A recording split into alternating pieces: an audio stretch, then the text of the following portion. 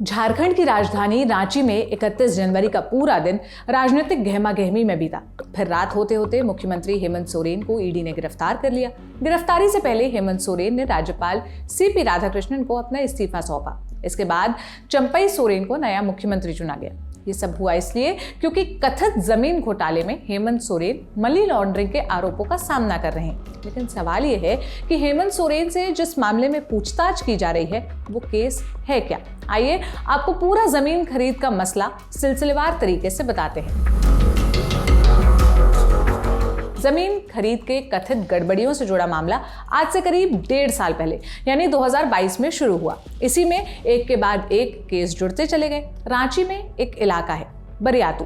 जून 2022 में बरियातू थाने में ही रांची नगर निगम के टैक्स कलेक्टर दिलीप शर्मा ने एक एफआईआर दर्ज करवाई। आज तक की रिपोर्ट के मुताबिक इसमें प्रदीप बागची नाम के व्यक्ति को आरोपी बनाया गया। आरोप लगा कि प्रदीप ने फर्जी डॉक्यूमेंट से सेना की जमीन को अपने कब्जे में ले लिया। ये जमीन करीब 4.5 एकड़ की है। ईडी को जांच में पता चला कि ये जमीन BM लक्ष्मण राव दिवंगत उनकी थी, जिन्होंने आजादी के बाद इसे सेना को सौंप दिया था। इस मामले में पहली गिरफ्तारी अप्रैल 2023 में हुई थी। 14 अप्रैल को ईडी ने प्रदीप बागची समेत 7 लोगों को गिरफ्तार किया। उसी दिन कई जगहों पर छापेमारी भी की गई। इसमें IAS अधिकारी छवि रंजन के रांची और जमशेदपुर के आवास पर भी तलाशी ली गई। जिन लोगों को गिरफ्तार किया गया उनमें प्रदीप के अलावा अफशार अली, इम्तियाज अहमद, सद्दाम हुसैन, तहला खान, भानु प्रताप प्रसाद और फैयाज खान थे। भानु प्रताप बड़गाई इलाके में रेवेन्यू सब इंस्पेक्टर थे और अली सरकारी अस्पताल में काम कर रहे थे। बाकी सभी के बारे में जांच एजेंसी ने बताया कि वो जमीन की दलाली के काम में लगे थे।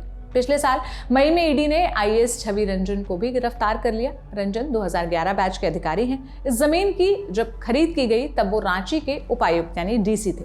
15 जुलाई 2020 से 11 जुलाई 2022 तक उपायुक्त पद पर रहे।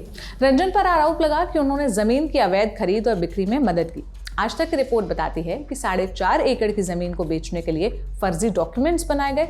ईडी के मुताबिक इसमें लैंड माफिया, बिचौलिए, नौकरशाह तक मिले हुए थे। कागजात में जमीन को 1932 का बताया गया। लिखा गया कि यह जमीन प्रफुल्ल बागची, प्रदीप बागची के जो पिता है, उन्होंने सरकार से खरीदी। फिर 2021 में प्रदीप ने इस जमीन को कोलकाता की एक company Jagatbandhu tea estate limited को बेच दी। इस कंपनी के डायरेक्टर दिलीप घोष है। लेकिन जांच में पता चला कि जमीन असल में अमित अग्रवाल नाम के व्यक्ति को बेची गई। अमित को कथित रूप से हेमंत सोरेन का करीबी माना जा रहा है। पिछले साल जून में अमित और दिलीप को गिरफ्तार किया गया। हिंदुस्तान टाइम्स की रिपोर्ट के मुताबिक पिछले साल अप्रैल में गिरफ्तारी के दौरान ईडी के एक अधिकारी ने बताया कि जमीन की सरकारी कीमत 20.75 करोड़ रुपए थी, लेकिन इसे 7 करोड़ रुपए में ही बेच दिया गया, जो कि सरकारी रेट से काफी कम था। उस अधिकारी ने बताया इस 7 करोड़ में प्रदीप बागची को सिर्फ 25 लाख रुपए दिए गए। बाकी के पैसे चेक के जरिए जगतबंधु टी स्टेट लिमिटेड को दिए गए। बाकी पेमेंट इस तरीके से इसलिए किए गए ताकि जमीन की खरीद बिक्री सही लगे। अब आप पूछेंगे कि इसमें हेमंत सोरेन का नाम कैसे आया। रिपोर्ट के मुताबिक इस तरीके की कई और जमीनों की डील मनी लॉन्ड्रिंग के जरिए की गई। पुराने डॉक्यूमेंट्स में असली मालिकों के नाम को मिटाने के लिए केमिकल का इस्तेमाल किया जाता था। जांच में पता चला कि रजिस्ट्रार ऑफिस के सरकारी अधिकारी इसमें मदद करते थे। ईडी के अधिकारियों ने आरोपियों के पास से फर्जी सरकारी मुहर, स्टैम्प पेपर, रजिस्ट्री डॉक्यूमेंट्स, फर्जी लैंड डीड भी बरामद किए। ईडी की पूछताछ में revenue sub inspector Bhanu Pratap ने हेमंत सोरेन का नाम लिया। पूछताछ से जुड़े कुछ दस्तावेजों की प्रति लल्लन टॉप के पास उपलब्ध है। इसमें बड़गाई इलाके में करीब 8.5 एकड़ जमीन का भी जिक्र है। बड़गाई के अंचल अधिकारी मनोज कुमार ने ईडी को बताया कि उन्हें इस बात की जानकारी थी कि यह जमीन हेमंत सोरेन की ही है। मनोज ने दावा किया कि इस जमीन के वेरिफिकेशन के लिए CM आवास के एक अधिकारी उदय शंकर का उन्हें फोन आया था। ये बयान उन्होंने 21 अप्रैल 2023 को दर्ज कराया। हालांकि गिरफ्तारी के बाद हेमंत सोरेन का एक वीडियो सामने आया। इसमें वो कह रहे हैं कि 8.5 एकड़ जमीन से उनका दूर दूर तक कोई लेना देना नहीं है। मुझ पर 8.5 एकड़ जमीन का मालिक होने का इनका दावा है और भूयारी जमीन किया, जो जमीन कभी बिकती ही नहीं और कहीं सबूत नहीं मिला। दिल्ली में भी इन लोगों ने छापे मारकर हमारी जो छवि खराब करने की कोशिश की और आज अंतोगत्वा ये सुनियोजित तरीके से दिन भर ये योजनाबद्ध तरीके से आए, समय काटे और उनको पता है कि शाम के वक्त कोर्ट कचहरी बंद हो जाता है, और उन लोगों ने अपने योजना के अनुसार मुझे अरेस्ट करने का निर्णय हमें सुनाया। जाली कागज बनाकर और जिनके फर्जी शिकायत के आधार पर मुझे आज गिरफ्तार करने का एक षड्यंत्र रचकर ये कामयाब हो रहे हैं, और मुझे पूरा विश्वास है आज नहीं कल सत्य की विजय होगी। पिछले साल इस मामले में ईडी ने प्रेम प्रकाश नाम के व्यक्ति को गिरफ्तार किया था। इससे पहले अवैध खनन मामले में भी प्रेम प्रकाश को गिरफ्तार किया गया था।